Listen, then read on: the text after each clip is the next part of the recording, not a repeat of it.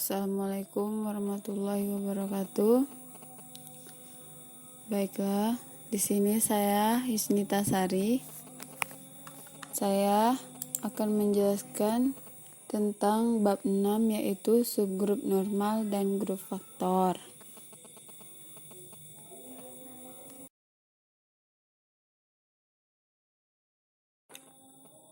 Subgrup normal dan grup faktor.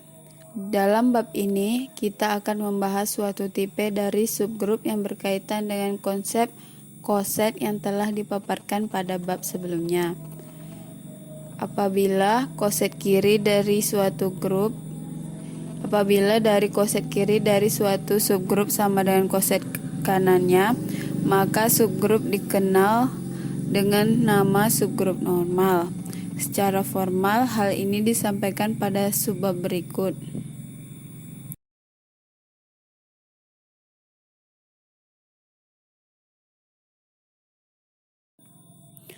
(4.1) Subgrup normal.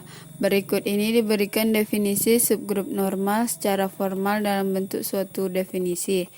Definisi 4.1, jika diberikan G grup dan N subgrup dari G, maka N disebut subgrup normal dari G.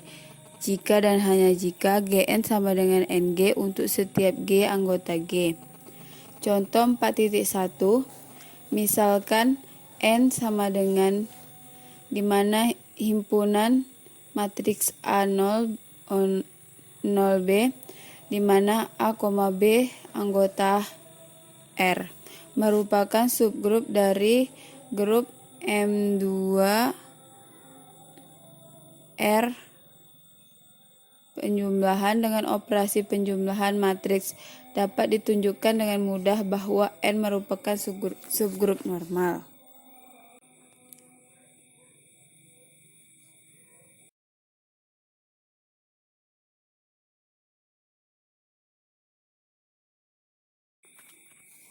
Selanjutnya, untuk menunjukkan suatu subgrup merupakan subgrup normal atau tidak, dapat digunakan teorema berikut ini. Pada halaman 34 di modul. Teorema 4.1. Misalkan G grup dan N subgrup dari G, maka ketiga pernyataan berikut ekuivalen. Gn G inverse anggota N untuk setiap G anggota G dan anggota N. Gn G inverse anggota N untuk setiap G anggota G. Gn sama dengan Ng untuk setiap G anggota G. Bukti 1 maka 2, diketahui Gn G inverse anggota N untuk setiap G anggota G dan N anggota N. Akan dibuktikan Gn G inverse sama dengan N untuk setiap G anggota G. Diambil sebarang X anggota Gn G inverse, maka X sama dengan Gn1 G inverse untuk suatu N1 anggota N. Berdasarkan yang diketahui diperoleh bahwa X sama dengan Gn1 G inverse anggota N. Jadi dapat disimpulkan Gn G inverse subset dari N.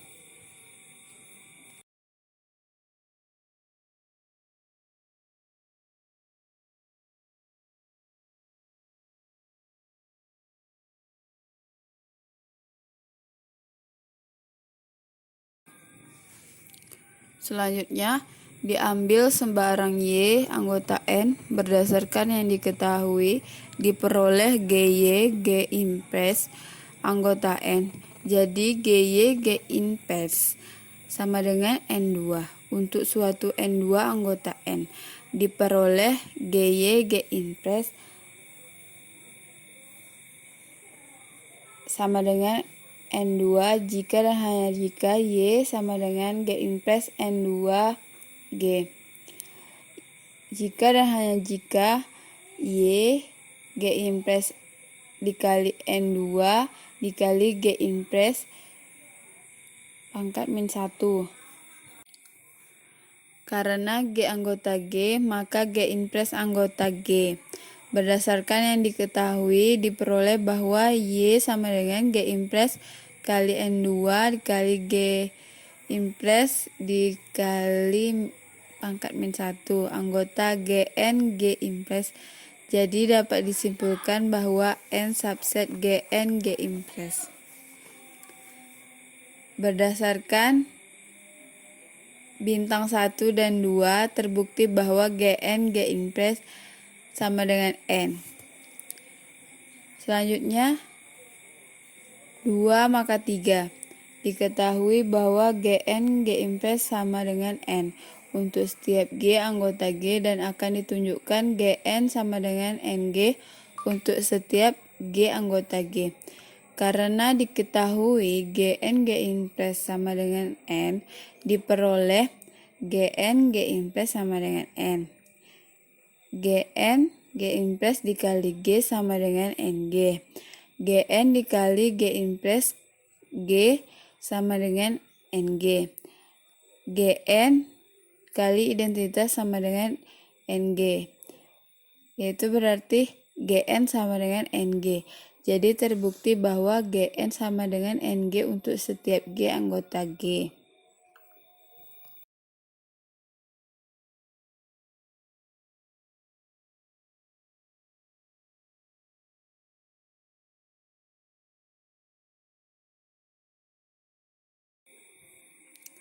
Selanjutnya 3 maka 1 diketahui Gn Ng untuk setiap G anggota G.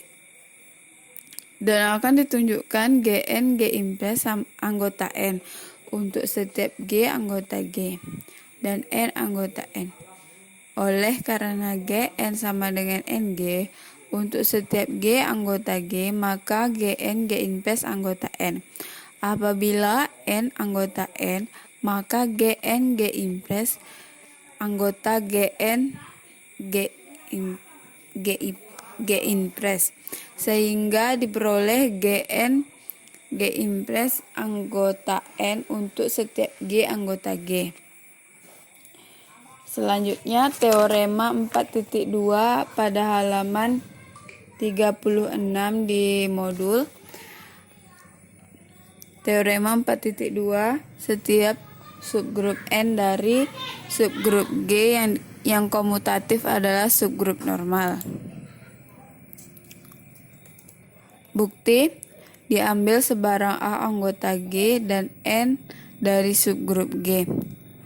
An sama dengan himpunan An di mana A anggota dan N anggota N. Di mana A anggota G dan N anggota N. Selanjutnya Na sama dengan himpunan Na di mana A anggota G dan N anggota N. Karena A anggota G dan N anggota N subset G, jadi An anggota G. Karena G adalah grup komutatif, maka An sama dengan Na. Berarti untuk setiap A anggota G, An sama dengan Na, jadi N adalah subgrup normal.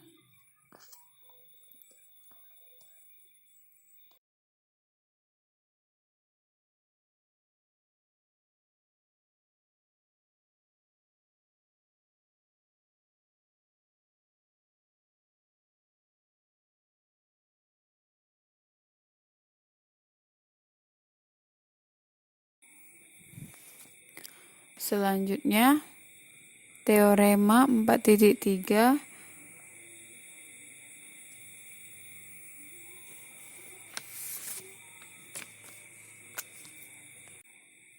di halaman masih yang sama, di halaman 36 di modul.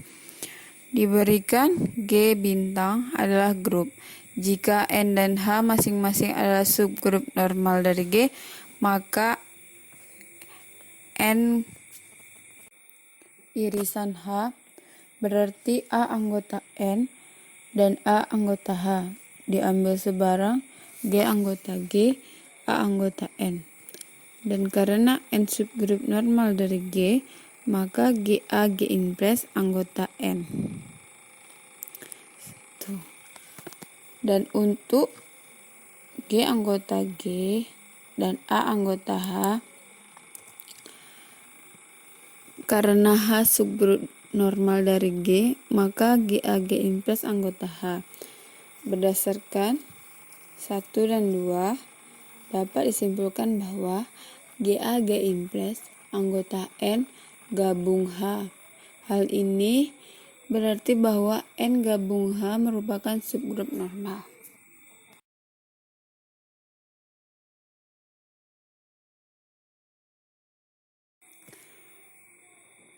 Baiklah, hanya ini yang dapat saya sampaikan.